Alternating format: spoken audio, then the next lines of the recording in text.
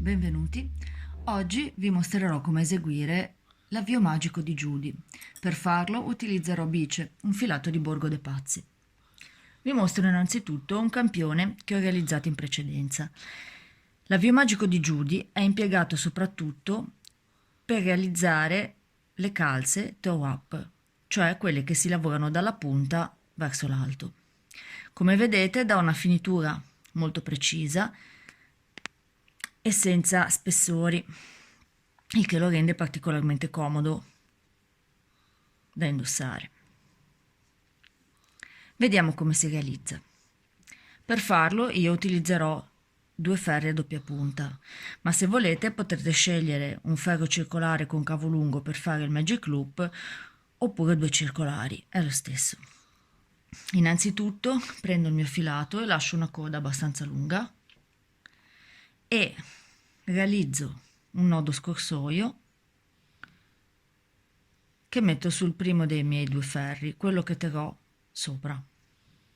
Poi impugno il filato come per fare un avvio a due capi, un normalissimo avvio a due capi, con l'indice sotto il filo che viene dal gomitolo e il pollice sotto il filo della coda e comincio a caricare i miei punti sui due ferri.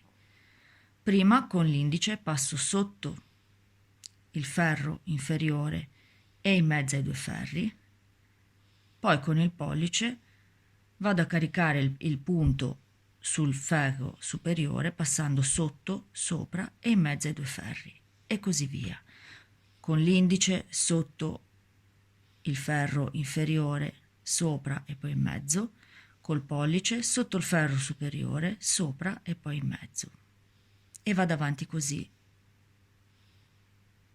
fino ad aver realizzato il numero di maglie indicato nel modello. 5, 6, 7 e 8. Controllo che ci siano lo stesso numero di punti sopra i miei ferri.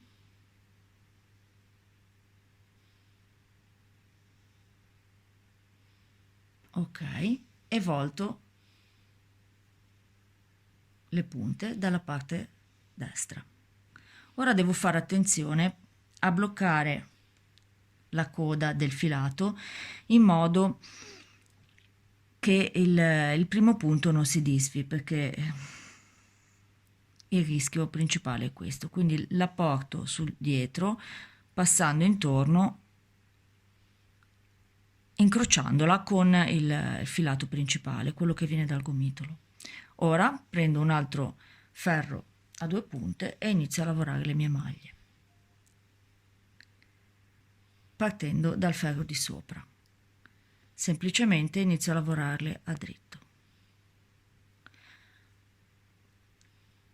Per semplificarmi la vita, dal momento che il rischio principale di questo tipo di lavoro è che cadano le maglie dal mio ferro, porto le maglie un po' più verso il centro, quindi sposto in avanti un po' la punta del ferro dove non sto lavorando le maglie e proseguo lavorando a dritto tutte le maglie del ferro.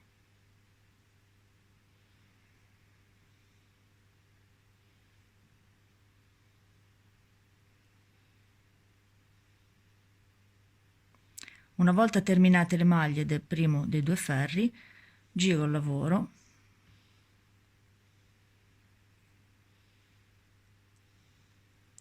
lascio come prima le maglie del ferro che non lavora un po' verso il centro e inizio a lavorare anche le maglie del secondo ferro.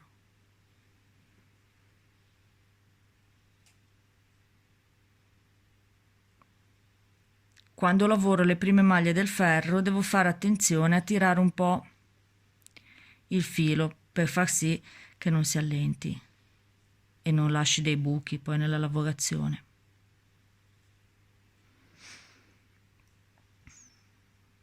Lavorate tutte le maglie